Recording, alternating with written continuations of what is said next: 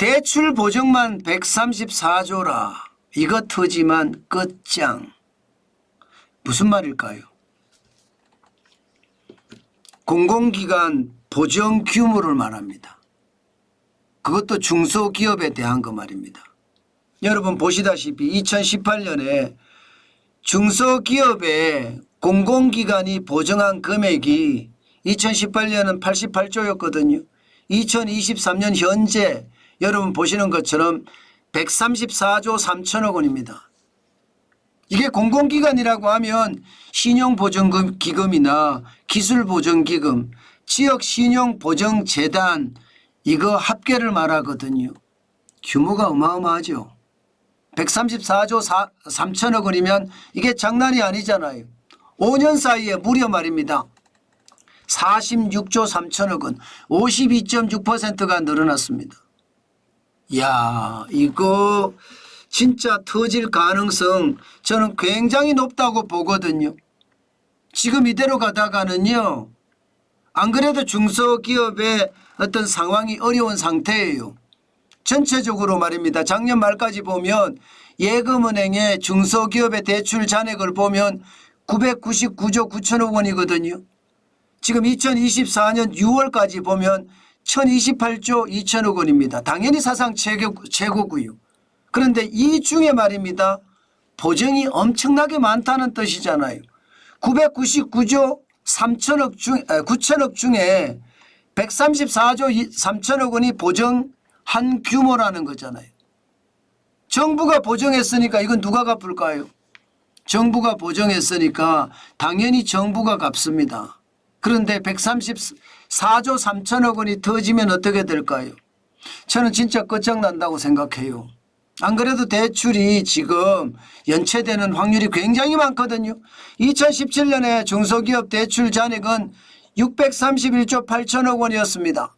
그런데 지금 1028조 2천억 원이에요. 늘어도 엄청나게 늘었죠. 지금 2017년 대비 2023년 기준으로 봤을 때 58.3% 368조 1천억 원이 늘었잖아요. 그런데 이게 거기까지만 보면 안 되잖아요. 지금 2024년 6월까지 보면 1000조가 당연히 넘어섰고 시장에서는 위협이라는 이야기가 나옵니다. 그러니까 지금 중소기업들이 돈을 못 갚아요. 돈을 못 갚으면 누가 갚을까요, 여러분?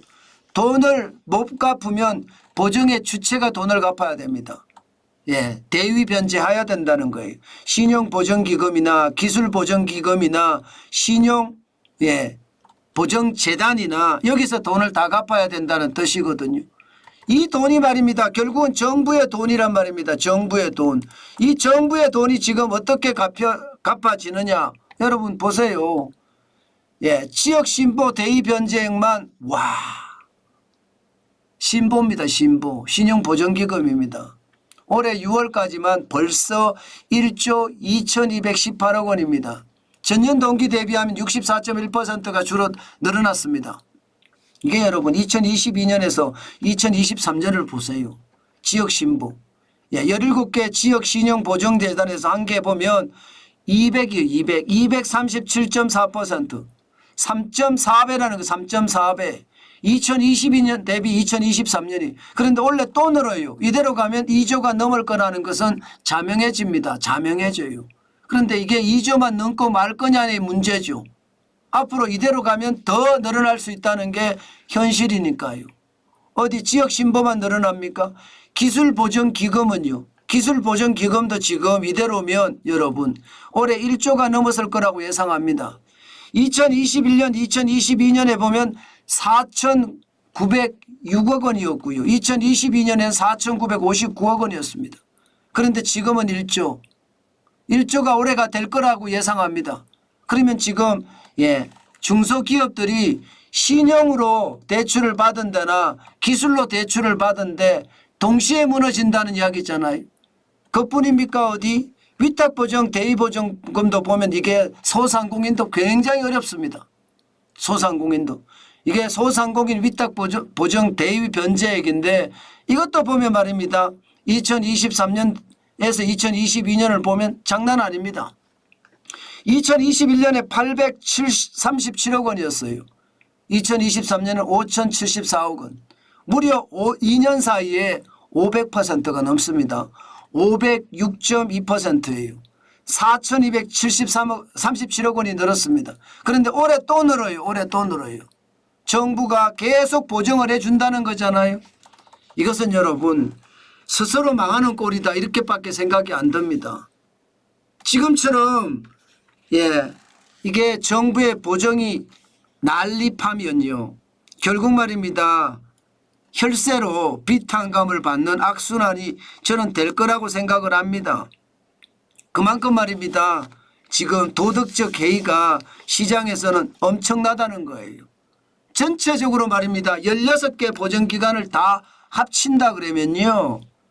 벌써 말입니다. 거의 4조 원이 넘어서고요. 이대로 간다면 뭐 10조 원이 넘어서는 것은 우습지 않겠느냐 이런 전망까지 나옵니다. 이게 무분별한 결국은 정부의 보정 때문에 혈세가 그냥 날아간다는 뜻이잖아요. 이게 여러분 134조 3천억 원 이거 터지려면 쉽지 그렇게 어렵지 않습니다. 뻥 하고 터질 수도 있습니다. 그만큼 말입니다. 충격적이라는 거예요. 가장 큰 문제는 경제가 안 돌아가요. 경제라도 돌아가면 상황이 좋아질 텐데 지금 보시다시피 중소기업의 경기 전망 지수를 보면 2024년 2월 기준입니다. 75.4예요. 작년에 말입니다. 높았을 때가 83.7이었습니다. 작년 5월엔 83.3이었고요. 이 기준점이 100이거든요. 100. 100보다 높으면 경기가 좋아진다고 100보다 낮으면 경기가 나빠진다예요. 그런데 작년에 보면 지금 낮은 게 2023년 7월이 79.1이었거든요. 그런데 원래 2월에 75.4예요. 그러면 우리 중소기업의 경기가 좋지 않다는 이야기잖아요. 중소기업의 경기가 계속 좋지 않으면요. 터집니다. 그것도 완전히 터집니다. 게다가 여러분 알리테무가 지금 얼마나 난립니까? 우리 중소기업의 제품을 사줘야 되는데 지금 알리테무의 공섭이 지금 우리에게는요 오히려 엄청난 독이 되고 있거든요. 지금처럼 알리테무가 저렇게 저가로 마구 뿌리잖아요.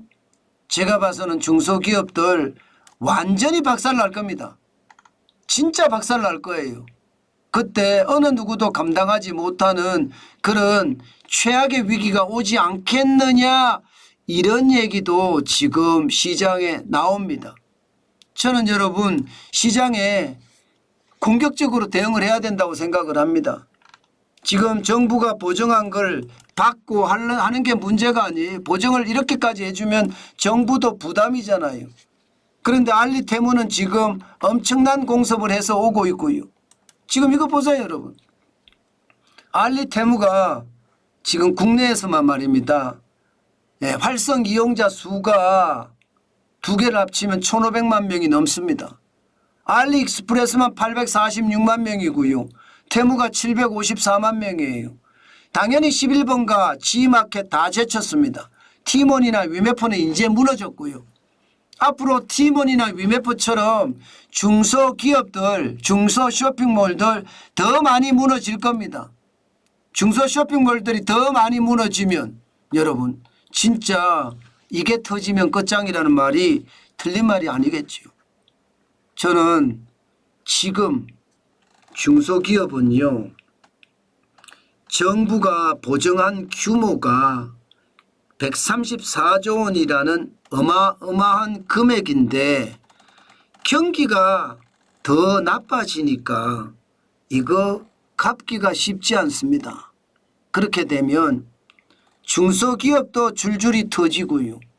정부도 저는 위험에 노출된다 생각을 합니다. 금액이 134조 원이니까 당연히 저는 위기도 터질 수 있다. 저는 이렇게 생각합니다. 당장은 아닐 수 있어요. 그러나 국가 부채로 계속 쌓이는 거고 국가 부채가 많이 쌓이기 시작을 하면 터지는 것은 시간 문제다. 저는 그런 생각을 합니다. 게다가 알리테무의 공석까지 끼어 있잖아요. 정부가 계속 보정 규모를 늘릴 어떤 계제가 아니다. 저는 그렇게 생각하거든요. 지금은요. 구조조정은 어느 정도 해야 되고요. 그러면서 말입니다. 경쟁력을 길러갈 때입니다. 무조건 구조조정하는 게 문제가 아니라는 뜻이에요. 그 정도로 말입니다.